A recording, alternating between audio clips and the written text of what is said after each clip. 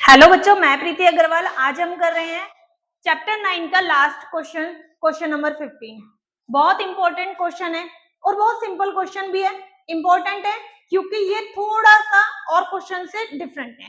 ठीक है, तो क्वेश्चन को देखते हैं, सॉल्व करते हैं।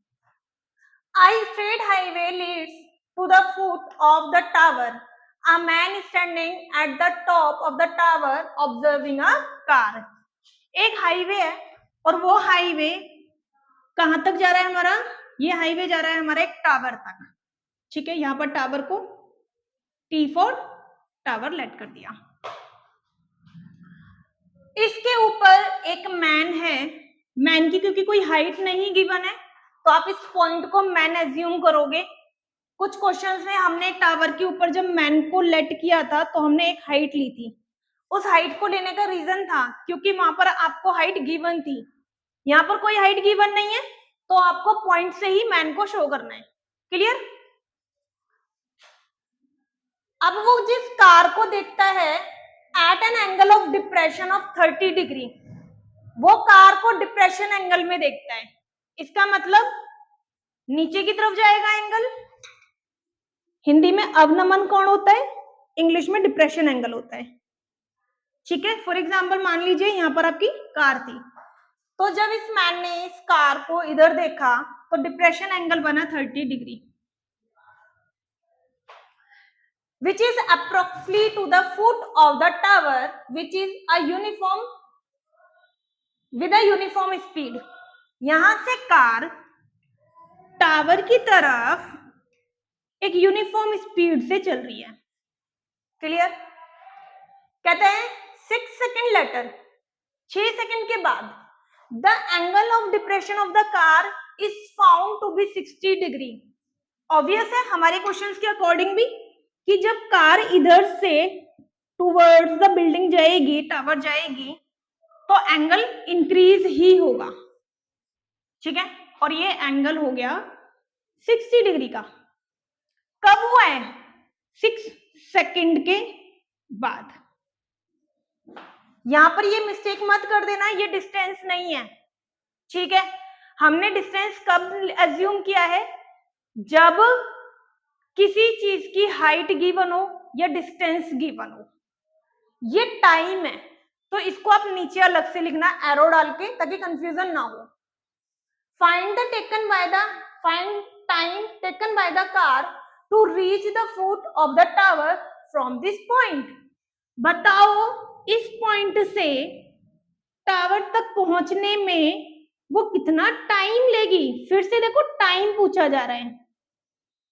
अभी तक के जितने भी क्वेश्चंस थे ना, सब में हाइट पूछी जा रही थी, डिस्टेंस पूछा जा रहा था, लेकिन ये फर्स्ट क्वेश्चन है जिसमें टाइम पूछा जा रहा है। ठीक है, कंफ्यूज होने की कोई जरूरत नहीं है, क्वेश्चन बिल्कुल ऐसा ही होना है जैसा अभी तक करते हुए आए हैं। चलिए अपने क्वेश्चन को नेमिंग करते हैं ABC। ठीक है, अब इस पिक्चर में एक प्रॉब्लम ये है कि आपको ना तो टावर की हाइट गिवन है, ना ही आपको ये डिस्टेंस गिवन है, ना ही आपको ये वाला डिस्टेंस गिवन है, ना आपको ये डिस्टेंस, कुछ भी गिवन नहीं है। कोई दिक्कत नहीं है। देखो हमें 6 सेकंड का टाइम यहां दिया हुआ था, तो आप इसके डिस्टेंस को x मान लो। क्लियर? क्योंकि ये तो टाइम था, हमें काम डिस्टेंस में करना होता है, तो डिस्टेंस को x मान लिया। उसके बाद हमें यहाँ का टाइम निकालना है। इसका मतलब हमें यहाँ पर भी कुछ ना कुछ लेट करना पड़ेगा, तो हमने इसके डिस्टेंस को हमने y मान लिया। क्लियर? यहाँ बहुत कंफ्यूजन होती है कि 6 दिया हुआ था तो x क्यों लेट किया, तो मैंने आपको क्लियर कर दिया कि हमने x और y लेट क्यों किया यहाँ पर। चलिए, जब हम ट्रायंगल को लेंगे तो देखो परपेंडिकुलर कॉमन मिलेगा। एक ट्रायंगल ये वाला बनेगा, दूसरे वाला ट्रायंगल ये बनेगा, तो जो परपेंडिकुलर वाली लाइन है ये कॉमन मिलेगी, तो कॉमन लाइन को भी कुछ ना कुछ एज्यूम करना पड़ेगा, z मान लेते हैं। ठीक है, आगे क्वेश्चन करते हैं अपना। पहला ट्रायंगल, इन ट्रायंगल छोटे वाला लेते हैं हमेशा से हम, तो ACT।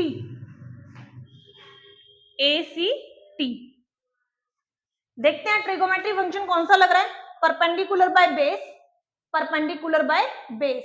वैसे भी देखा होगा मोस्ट ऑफ द क्वेश्चन में tan ही आता है हमारा। tan theta equals to perpendicular AT और बेस हो गया TC, AC by TC। Value रखते हैं, थीटा है 60 डिग्री का, AC है Z और TC है Y। tan 60 की वैल्यू √3 होता है, अपॉन में कुछ नहीं है, 1 लेट कर लेंगे, दोनों साइड क्योंकि फ्रैक्शन है क्रॉस मल्टीप्लाई, तो Z equals to Y√3। Easy है, ठीक है। आगे बढ़ते हैं अपने क्वेश्चन में। दूसरा ट्रायंगल हमें मिलेगा ABT, ये देखो दूसरा बड़े वाला ट्रायंगल है, ठीक है। ट्रिगोमेट्रिक फंक्शन वही लगता है हमारा, tan थीटा लग रहा है, परपेंडिकुलर AT और बेस पूरा BT, AT बाय BT। चलिए वैल्यू पुट करते हैं, थीटा था 30 degree, AT Z, BT X plus Y। देखो BT ये पूरी लाइन है तो बेस ऐड हो जाएगा, बहुत सारे क्वेश्चंस में आ चुका है। tan 30 की value 1/√3, clear, cross multiply x plus y Z√3, ठीक है। अब आप इधर देखो z की वैल्यू आ चुकी थी, ठीक है। कैसे पता चलेगा ना y की वैल्यू यहां से निकालें, क्योंकि हमने अभी तक 2 ही वेरिएबल में क्वेश्चंस किए थे, ये पहला क्वेश्चन है जहां 3 वेरिएबल आ रहे हैं। तो देखो कैसे पता चलेगा, हमें जो मेन फोकस रखना है ना वो अपने इन दोनों पार्ट्स पे रखना है, क्योंकि एक का टाइम गिवन था और दूसरे का टाइम निकालना है। तो देखा जाए z हमारे लिए कुछ नहीं कर रहा है यहाँ पर, तो z को हटा दो। कैसे हटाएंगे, z की वैल्यू को रिप्लेस कर देंगे। z की वैल्यू आ चुकी है Y√3, ठीक है, Y√3, सॉरी z के बदले Y√3 और ये वाला √3, ये मिस्टेक मत कर देना जो मैंने अभी कर दी थी। तो डबल √3 सिंगल √3 बन जाएगा 3y, ठीक है। यहां पर था हमारा x प्लस वाई, तो x plus y equals to 3y, y को उधर ले जाइए, 3y माइनस वाई माइनस कर देंगे 2y, क्लियर। यहां तक तो क्वेश्चन ऐसे ही चला है जैसा आपने अभी तक सारे क्वेश्चंस किए थे। अब यहां से थोड़ा ध्यान से समझना, क्वेश्चन क्या कहता है, ये हमने डिस्टेंस निकाला है, राइट। x का डिस्टेंस ट्वाइस है y के। अगर मैंने बोला कि आप ना लेट कर लो, यहाँ पे क्वेश्चन का पार्ट नहीं है, समझाने के लिए मैं समझा रही हूं। अगर मैंने लेट करने के लिए बोला कि y हमारा 10 है, तो बताओ मुझे x कितना हो जाएगा, ट्वाइस है ना, 2 इंटू वाई ना 20। तो क्या हो रहा है, अगर मैंने y को लेट किया 10 तो x आया 20। एक और एग्जांपल देखो, अगर मैंने बोला y 100 है तो बताओ x कितना हो जाएगा 200, डबल चल रहा है, क्लियर इस वाले एग्जांपल से। तो ये एग्जांपल मैंने क्यों समझाया आपको, वो देखो हम यहाँ यूज करेंगे इस चीज को।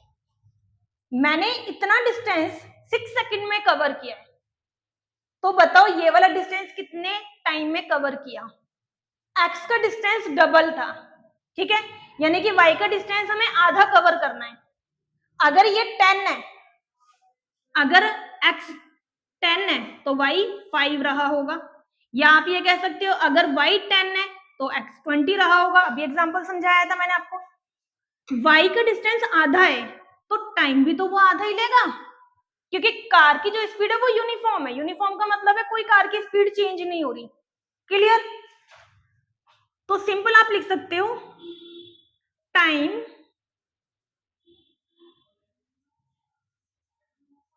Taken by car to cover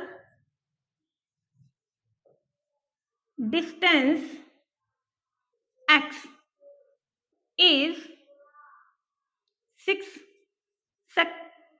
second, so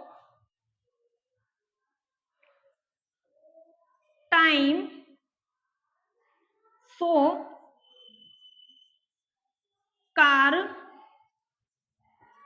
will take time to cover distance y equals to, या y is 6 का हाफ. क्लियर? फिर नीचे इसको कट कर देना 3 सेकेंड. क्लियर? उम्मीद है आपको अच्छे से क्वेश्चन क्लियर हुआ होगा. मैंने बहुत कोशिश करी है एक छोटे छोटे से पॉइंट को कवर करने की. फिर भी अगर आपको कहीं प्रॉब्लम लगती है तो मुझे कमेंट कर देना, मैं वहां पर आपको और अच्छे से इसको क्लियर कर दूंगी. Thank you.